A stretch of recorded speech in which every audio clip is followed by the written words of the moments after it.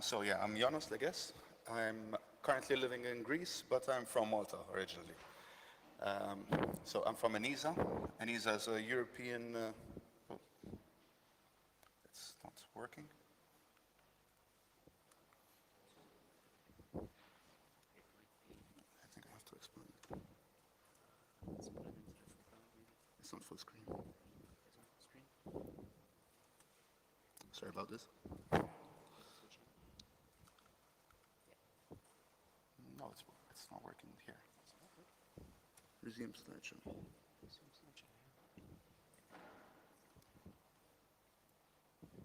Okay.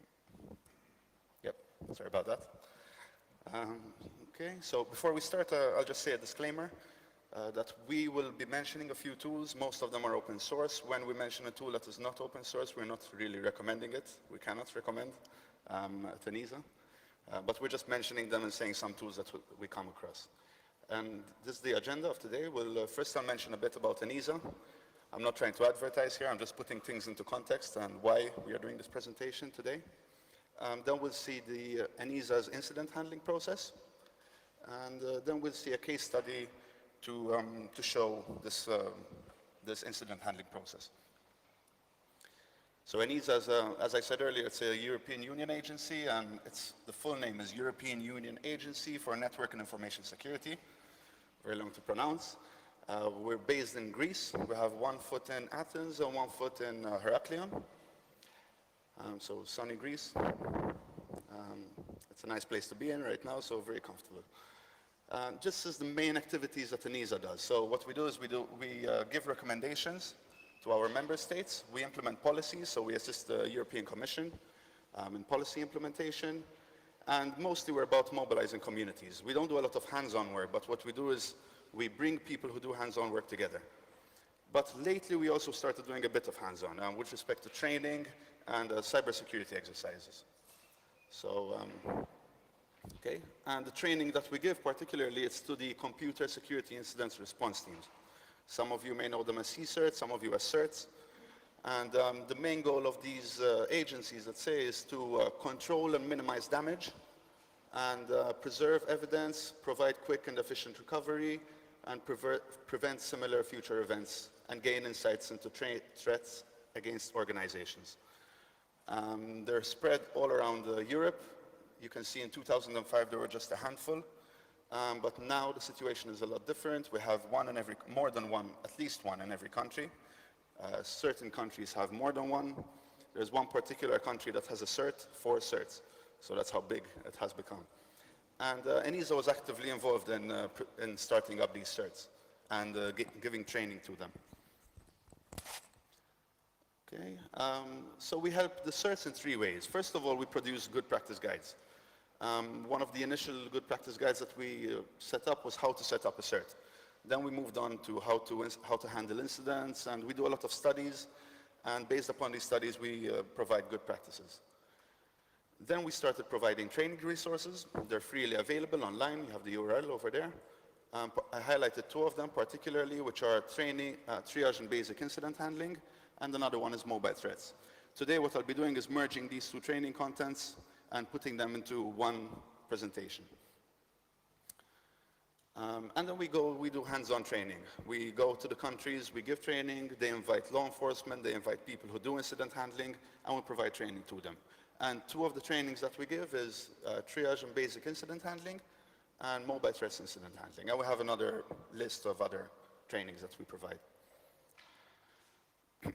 So when we say incident handling process, this is what we base our incident handling on. We have this graph over here. I'll go through each individual step one by one. We don't need to have a big look, but it goes all the way from incident handling to incident resolving and to post-analysis and improvements proposals. Again, you don't need to see it all now. We'll go through step by step in our case study. And so when we provide this to our incident handlers, we don't tell them you have to use this is the way it is, just follow step by step and you'll be okay. No, depending on who the incident handler is, they have to adapt this, they take this as a template, and they just customize it to their own needs. They have to make considerations, how many resources they have, We've met some CSERs that had, for example, 2 people in their team, and others who had teams of 60 people. So obviously they would have a different incident handling process. The number of incidents that they handle, and you'll be surprised at the number of incidents that small to big constituents have, and they don't differ that much. It's not proportional to the number of people who are in their teams. And also the sensitivity of the incidents. When we're dealing especially with law enforcement, they have to deal with their incidents in a special way. They have to contain everything. They have to make sure that they don't expose information. So there are a number of considerations that you have to adapt when you're creating your incident handling process. So we made a request to one of our CSERTs and we told them, listen, can you give us your artifact analysis incident handling process? And they gave us this. I don't expect you to read it, but it's very much based on the one that we gave them. And what's interesting is that for each step, they gave us the tools. So we have the beginning, and they have tools specifically for this part, for the triage. Then we have tools for the actual manual analysis. They listed all their tools. What was funny is that we told them, okay, what do you do when it comes to mobile? And their answer was, like, they just shrugged and said, we don't do anything, because they don't have skills, they don't have tools, and they don't have knowledge. So that's where we went in and we helped them a bit and we told them some tools that are freely available. We usually tell them it's up to them to go and look for commercial tools, but we usually show them the capability of the tools. Okay. Okay. So within each step of the process, what we recommend is to produce a workflow. So to get from one step to another, what we do is we tell them, listen, make a workflow or even just a list of advice on how to get from one step to another. And this will give the whole flow of the bigger picture an easier flow, how to get from one point to another, what tools to use, and you get a big picture of how to handle an incident. Okay, and as you keep getting more and more artifacts, you keep getting more malware, you keep getting more incidents, the more you receive, the more you become, let's say, used to it, the more you see the best practices, you see shortcuts, what tools you could use, and you improve your system more and more. Okay, so today, it's quite a vast topic. Usually we give all this in like 1.5 day training. So today I had to shrink everything, and I thought the best way to do this would be to go through a case study. We had one particular case where a member state, they didn't have any experience in mobile, and they just gave us an APK. They told us, listen, this is circulating in our constituency. It's ransomware. It seems to be quite dangerous, and we need some help. So we went in there and we adapted this incident handling process, and with some tools that we use, some freely available tools. I'm not going to mention any countries. I'm not going to mention any, let's say, teams. So for this case study, we're going to pretend that we're a company called Acme, and we're just the IT department within this company called Acme. So the incident started. In this case, the incident started that the manager came up to us and he said, listen, my device is locked. I cannot use it. He starts shouting at the IT manager. He doesn't care what happened. He just needs his mobile to work again and he needs his data again. And this is what he was presented on his device. So you can clearly see that it's ransomware. And it's asking him for, it seems to be targeted as well because it's Dear Acme Director. And it's telling him, your device has been encrypted. Give us $10,000 in Bitcoins and we will unlock your device. And the device is unusable because it keeps prompting up the message just like normal ransomware. Okay, so as incident handlers, now we need to register this event. Okay, it's always best to have a ticketing system. We just mentioned the date, the title of the incident. It gives an automatic ticket ID so we can refer to it in the future, and some basic information.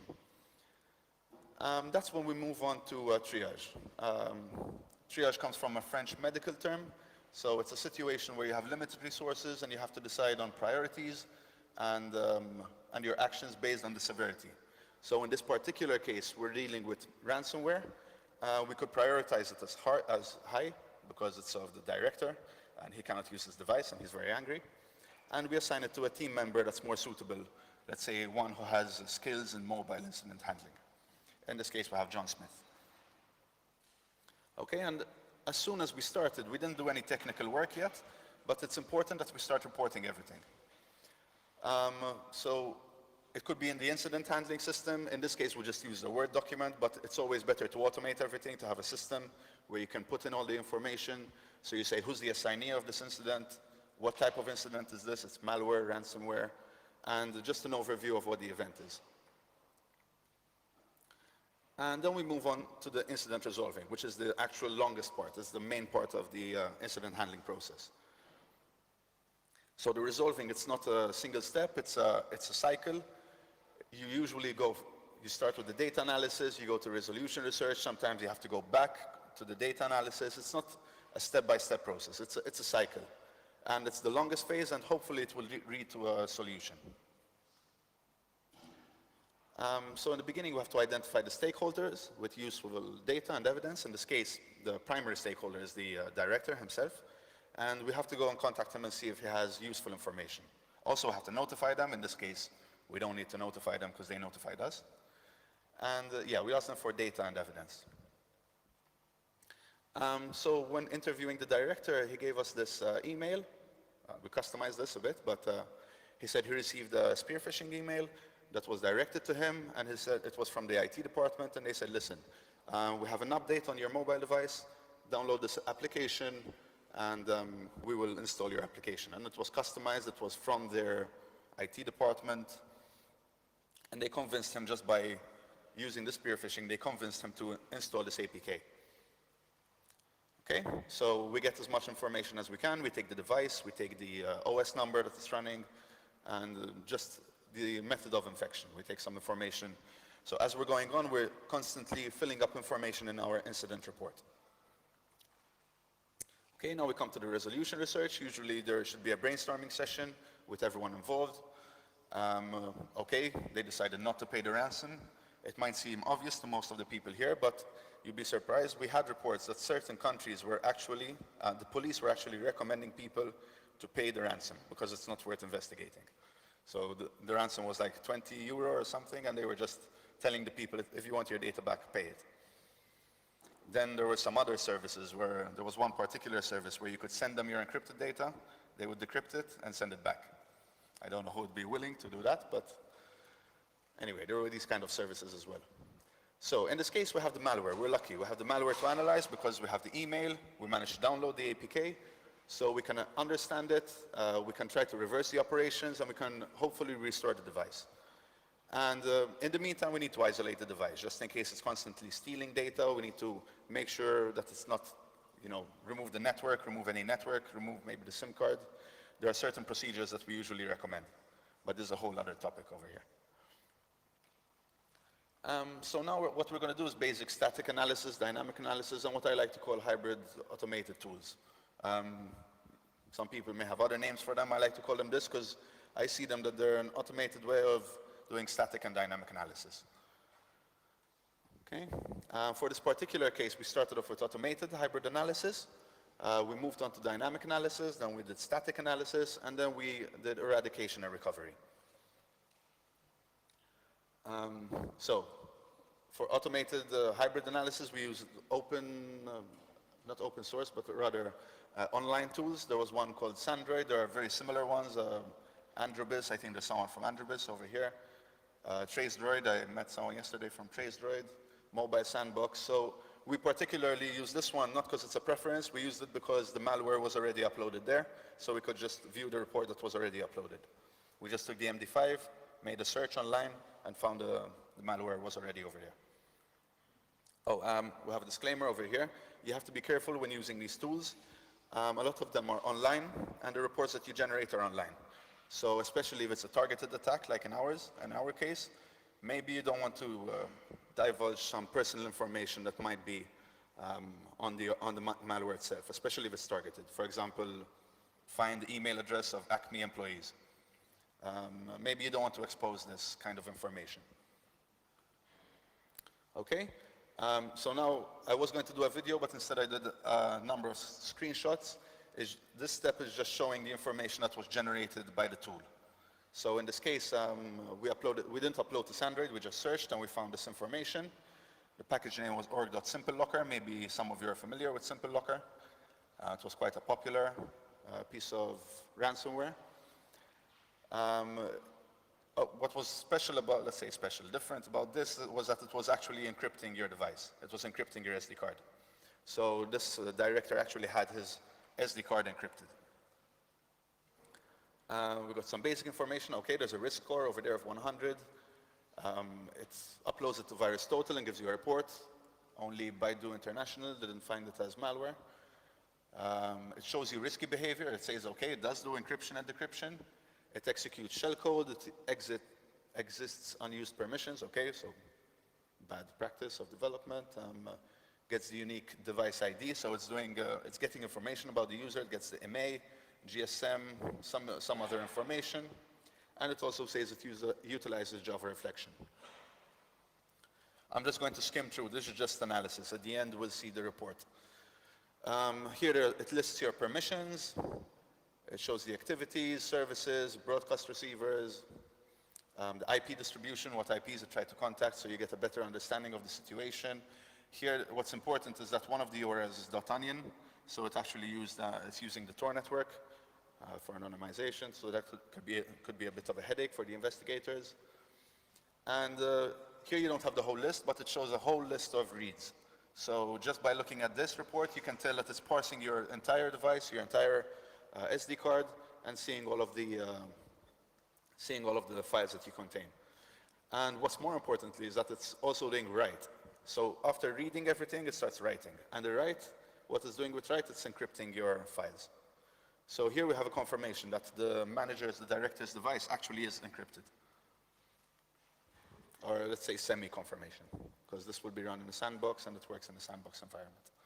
Some other useful information, in this case we're lucky, we see there are no SMSs, no calls, no data leakage, I wouldn't count on that, but so you have some other information, sensitive APIs that were called.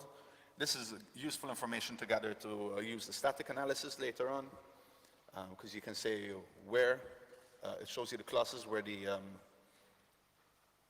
calls were made, where the permissions were used as well. So this is all information that we should gather and put in our report. And it gives you a screenshot.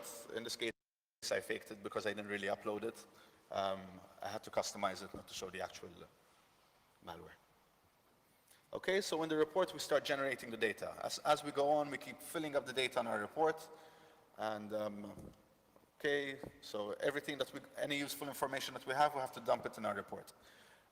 Usually what happens is that we have to refer to it back either in the future within the same incident or when it comes to another incident. Okay, so for dynamic analysis, as I said before, we're going to use the basic tools. We're not going to use any, let's say, commercial tools. In this case, we use Droidbox, which is what many open source tools use out there. Later, we'll see Ananas, if I'm not mistaken. So that could be an option as well. Basic ADB logcat, just connect the device and see the logs of through ADB. You can take the network connection using TCP dump, and you can hopefully develop some custom tools. That's what we recommend. You can also buy commercial tools. In this case, we use Droidbox. I'm sure most of you know Droidbox, so no need to explain it. So in this case, yeah, we started the emulator. We created an SD card just to simulate as much as possible the device of the manager, because his device had an SD card and we needed to upload some photos to make sure that it was actually encrypting them. Okay, so we started Droidbox, we uploaded the application, and as you can see, it gets the same warning as the manager. This is a good sign because it shows to us that most probably you can do most of the work on the emulator rather than working on the actual device. And this can help us a lot in testing, just to make sure we don't damage anything for the director. So as you can see over here, we have just 474 logs, but as the analysis continues, it does 9,500 log entries. And this is mostly due to all the file read and writes that were being generated. At the end, Droidbox will give you a report. And if you scroll through the report that it generated, you can actually see all of the read and writes, read operations and the write operations. Here we have a demo picture that was encrypted, so we can go and analyze the picture, see if it was encrypted. If we try to decrypt it, we work on that picture, because if it works on that, then hopefully it will work on all of the other files that were encrypted. And also it generates some other useful information. I'm sure most of you have tried Droidbox, yeah, but here it just gives you an indication with the activity tree. You can see the actual file writes, the file reads. There's also network connection, so I have to look into that as well. And what's nice about Droidbox, it actually doesn't do it anymore, but we modified it a bit to give you a JSON object at the end. And what's useful is that you can integrate this JSON object and use it within your analysis. I'm pretty sure now Secuirty use this, but anyway.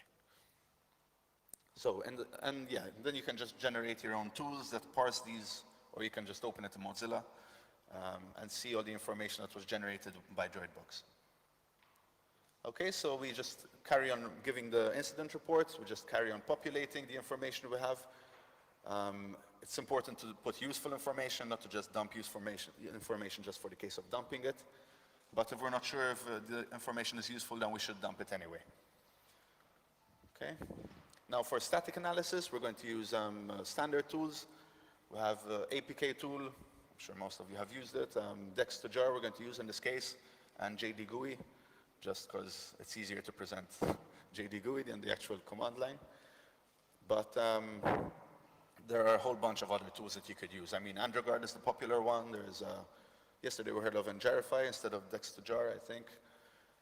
There are other Java decompilers, Jeb, JAD, or as we said earlier, you can create your own custom tools, as yesterday we saw in command line foo.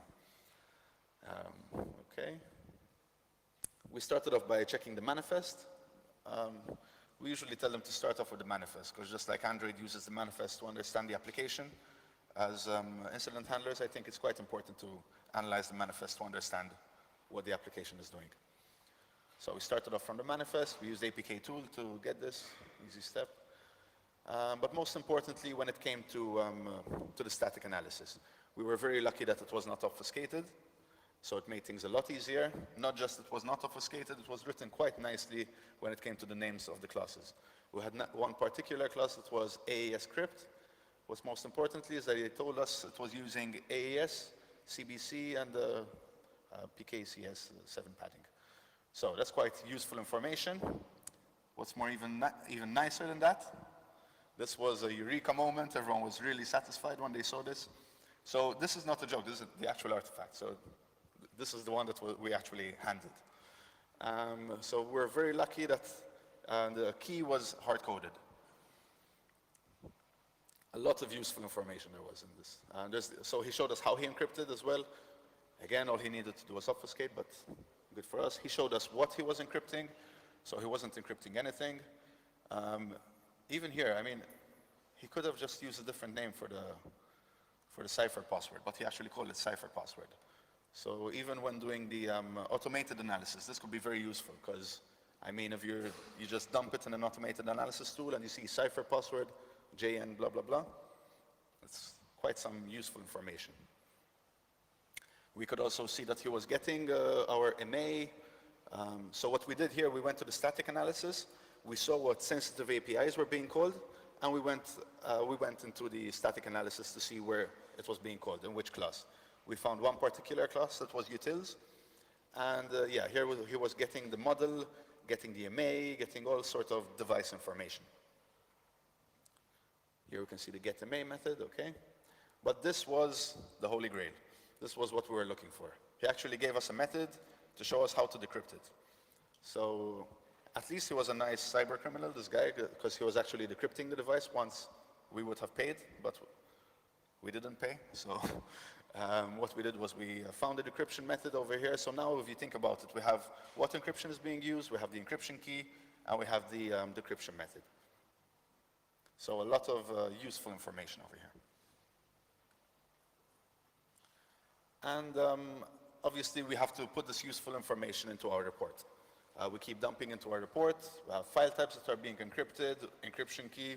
Maybe I should have put that in bold and highlighted, and a lot of emphasis. And obviously we could copy and paste the decryption method. Okay, so we did our data analysis and we did some research, and now we need to propose an action. We need to meet with the stakeholders and say, listen, this is what we're going to do. Okay, So, can anyone tell us any suggestions on what we're going to do now with the information that we have? Anyone? No? Okay, so I'll tell you. So obviously we have the encryption information, we have the decryption key. So what we're going to do is we're going to use this encryption information to recover our data. First of all, we need to uninstall the ransomware because it keeps prompting up. I'll cheat a bit in this, but I'll tell you later on. The above will be tested on an emulator or on a test device. Obviously, we don't want to go immediately testing on the device of our director or whoever the constituent is. So we can try to simulate as much as possible on our emulator. Maybe if there's budget, you can buy a device that's similar to the director's, try and infect it, and work on that. Don't work on the live artifact. So we installed it on the emulator. Here's where I said we cheated a bit. What we did was we used ADB shell. We're lucky ADB was enabled. If it was not enabled, we had to use an alternative method. But in this case, ADB was enabled. We managed to find the package name of, it was org simple locker, quite indicative. And we used ADB uninstall to remove it. So ADB uninstall and it was removed. But this doesn't solve anything. I mean, the files were still encrypted. When you do uninstall, it's not nice enough to decrypt your files. Only if he was nice enough. But he was nice enough to give us enough information, I would say. Okay, so the action proposed, we need to meet with everyone involved and tell them what we're going to do. We tell them, listen, the uninstallation works. For the decryption, we're going to parse all the .enc files, because we saw that when encrypting the files, it was giving the extension .enc. We're going to decrypt them using the decryption method that was given to us. We'll work on the copy of the files, so we'll keep even the encrypted files. We want to keep them just in case the decryption doesn't work and we don't want to damage even more. And again, we're going to test on the emulator or on the test device. So we just created a simple Android application. We put the information that we got from the other application, so very simple it was. Just, I mean, this was done in 1 minute. Copy and paste all of it. Maybe there were some problems with the, when we used the JD GUI, it didn't exactly decompile everything as line by line, but it took maybe 1 or 2 seconds, and it was quite straightforward in this case. Okay, and then we just did a little method that parses the device, parses the SD card, and gets all the .enc files. Okay, here we can see on the emulator that the file was in fact encrypted. So we're going to test now the, let's say, simple locker removal tool. We're going to test it on the emulator. When we just run decrypt, which parses all the files and runs the emulator, we get the demo picture, always keeping the encrypted file over there. Maybe it would have been more useful, in fact, to send it over the network to another device. But anyway, in this case, we did it quick resolution. We just put a copy of the decrypted file on the SD card itself. We downloaded the file. Someone asked us, can't you just rename the file to .jpeg, remove the ENC? No, obviously, it doesn't work. And the file it opened, it worked. We got the image back. So this was good news for us. We couldn't just go and do this on the director's device. We had to go, ask for his permission. We had to sign an approval to show that, listen, sir, something might go wrong. We cannot guarantee that, 100% is going to be safe, but we did all the due diligence and it seems to be okay. Okay, once we run this tool on the director's device, we just make sure we do analyze the device a bit, make sure that there's no other traces, no other files that were dropped, nothing that's suspicious. We ask him to ensure that all of his files are there, restored. Simple procedure. And at the end, we have the director who's happy.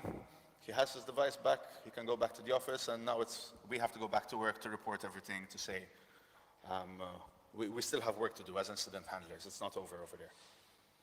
Okay, so we didn't just do the recovery and that's it. Obviously, we need to document everything. I'm not a huge fan of this, but it has to be done. It's very important that we document, we say how we recovered this incident, how we got from the report to the resolution, how we resolved everything. So all the information has to be listed. Before I said I cheated a bit, and I used ADB. Someone might ask what if ADB is not installed.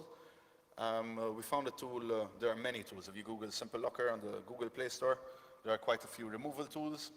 one interesting way that they found, I just copied this tool for the procedure because they listed the procedure over here.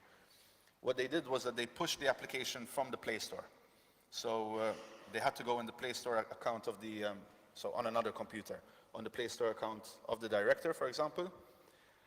They make him install an application that there's a way of pushing it directly on the device. With Simple Locker, you can click the home button. When he clicked the home button, he had to quickly open this application so that it runs for the first time, and then it interrupted the Simple Locker. So if ADB was not installed and we didn't have these tools, we probably would have had to implement a similar method or find some other alternative. Okay, so now we're closing the incident. So we need to generate in the report some additional information. Who was attacked? Who was the target? Did we involve any third parties? Did we get contractors to help us because we were not skilled enough? Did we contact ISPs, CSIRTs? A short description of the incident, the results of your work, whether it was resolved or not at the end of the day, your main findings and recommendations. Okay, so let's say this incident took 1 day. 1 day, when you think about it, it's not a short amount of time. When you see the amount of incidents or occurrences that the CSIRTs are receiving, for example, if you spend 1 day on each one, you're not going to manage. With the headcounts that they have and the number of incidents that they're receiving, they just won't manage. Okay, so improvements analysis, improvements proposals. Here we give basic proposals to the company. Okay, do you have a bring your own device policy? Maybe the director was using his device for work as well, and it was a personal device. Maybe they should consider doing a bring your own device policy. Should they have an MDM or a similar tool that they can control if they're using company devices?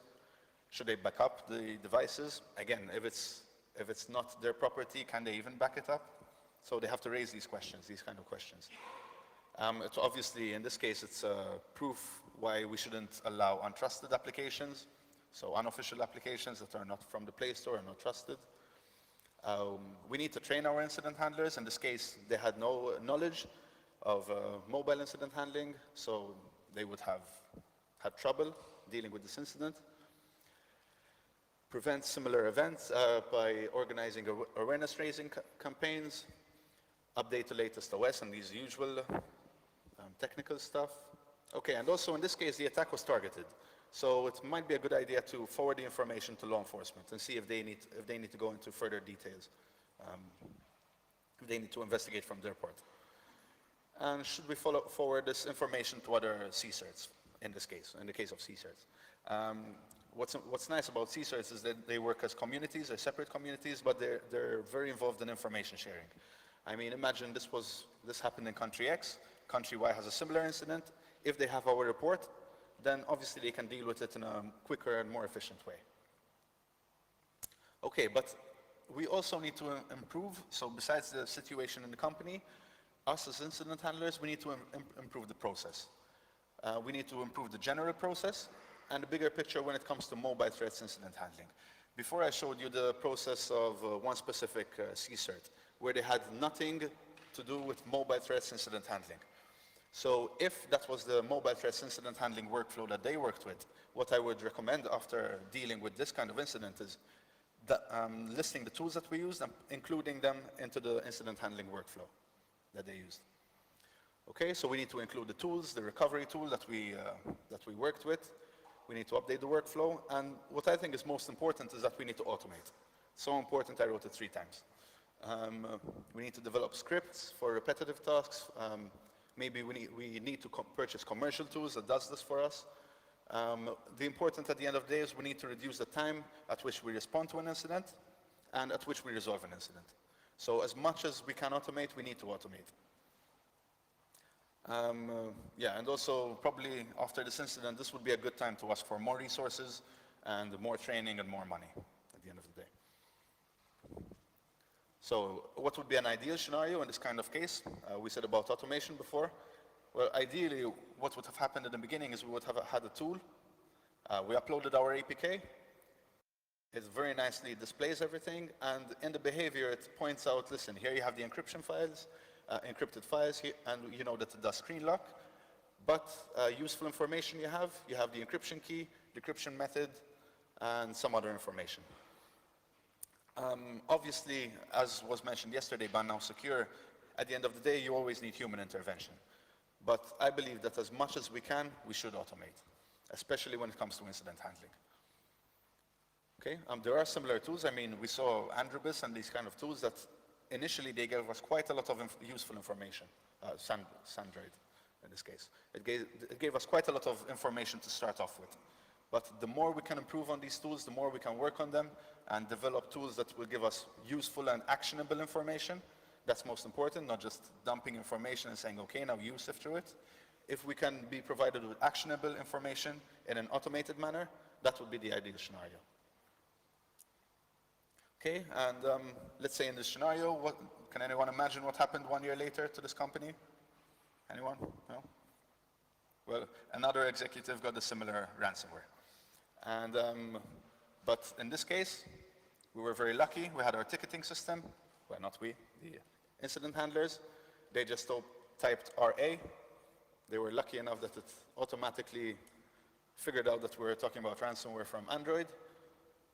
And thanks to our incident handling report, we have all of the procedures that we need to take, and we reduced the incident handling, the incident duration from 1 day to 30 minutes, just because we had all the information available. Okay, so I'll just repeat. Our requirements are that we need to improve the process, we need to increase automation, and we need to improve our tools that are available, and keep them up to date, most importantly. And at the end of the day, we need to reduce response and resolution time. That's our ultimate goal as incident handlers. Okay? Any questions?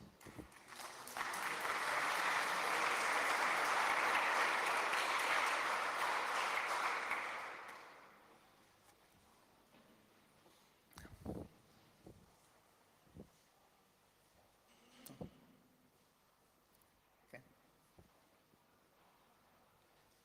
Thank you.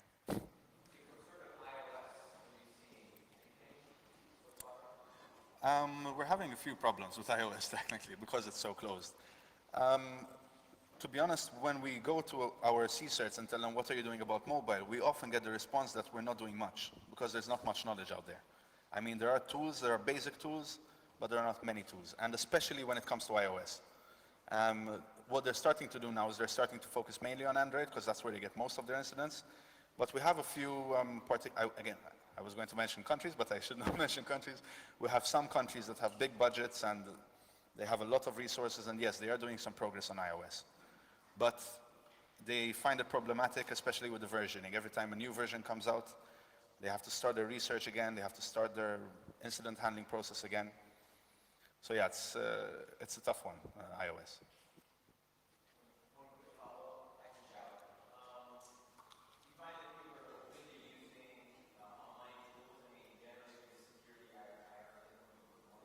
No.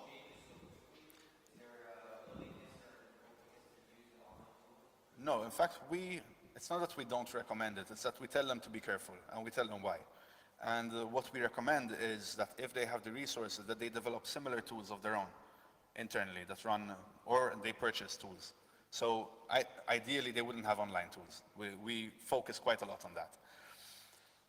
But at the end of the day, we have certain, again, I would not mention a country, but there's one particular CSIR that is 2 people.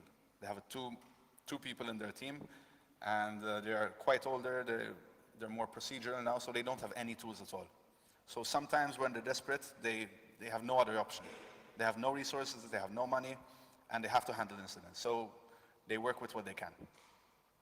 We try to help them as much as possible. We go in there, we teach them. But I mean, if they are 2, they don't just have mobile incidents. They have many other incidents. So another problem is educating the people and getting them skilled. So if they're not skilled, they have to use what they have. What would you like to get in terms of support or tools or access from the actual OEMs or MNOs? What would make your job easier if you could have a wish list towards the OEMs? I think it's automated tools for incident responders. I mean, there are, I think Androbus, for example, and these kind of tools, they're very good. They're online, they should be offline, but these kind of tools should be available, let's say, maybe cheaply. or more affordably for the small, especially for the small incident response teams. And maybe it should come, I don't know, maybe Google can offer something.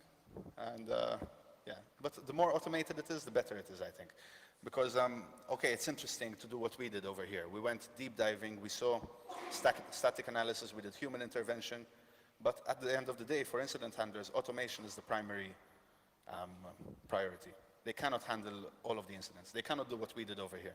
This was a one-off or critical information. Yeah. But when we're dealing with, I don't know, 100 incidents a day, you cannot really do this. So automation is the primary wish list, let's say. And many of those instances happen at larger enterprises because they're prepared to even collect incidents, I assume. What is your experience with incidents happening to individual users? Do they even begin to report? Yes, and that's what C-certs are there for, actually. The initial, so C-certs, they deal with, their constituents are, okay, companies that are involved in sensitive security, but also the people. Every country has their own C-cert, national C-cert, and the idea, it started off back in the States. And the initial idea was to be the call center of the internet. That's how they defined a C-cert, a cert in that case. So yes, we have people who, the C-cert have their website where you can report stuff, and they do get one-off reports where people say, I have been infected. And they do actually help them where they can, if it's a small country. Yeah. But sometimes when they have reports like this, what's very useful is that they just need to search for the incident and forward it even to the person. Maybe not the technical part, the relevant parts on what to do. So that's the job of the C-cert at the end of the day. Are the numbers rising, numbers of individual reports? Yes, the number of reports are rising, but the ability of the C-certs to handle them, unfortunately, are not rising as quickly. They're getting quite a lot of malware that's from mobile devices. And unfortunately, I have visited countries and I asked them specifically, what do you do with mobile incidents? And they say, we have no skills, we have no tools, and sometimes we have no time. I'm not saying all of them, but specific ones. So they are getting quite a lot of malware out there. Okay. Other questions? Okay. Then maybe final one from my side. Okay. I know it's very hard to predict the future, but what do you think, with all the developments that we saw in the last 2 days and just also in reports in the last few months on countermeasures being built into platforms, security being one of the prime focus areas of newer versions of operating system releases, do you think that your job is going to get easier, or is the big wave still to come? No, I think incidents. It will get easier. I'll mention, I was discussing this in fact with someone yesterday. One particular case that used to be found a lot, especially with mobile, was SMS premium rate number billing, which is when you install an application and it sends SMSs for you in the background, and it donates money to the charity of cybercriminal. And Google put some countermeasures now in Android to counter this, and they saw a drop in this kind of attacks, which it was a sign of relief for incident handlers.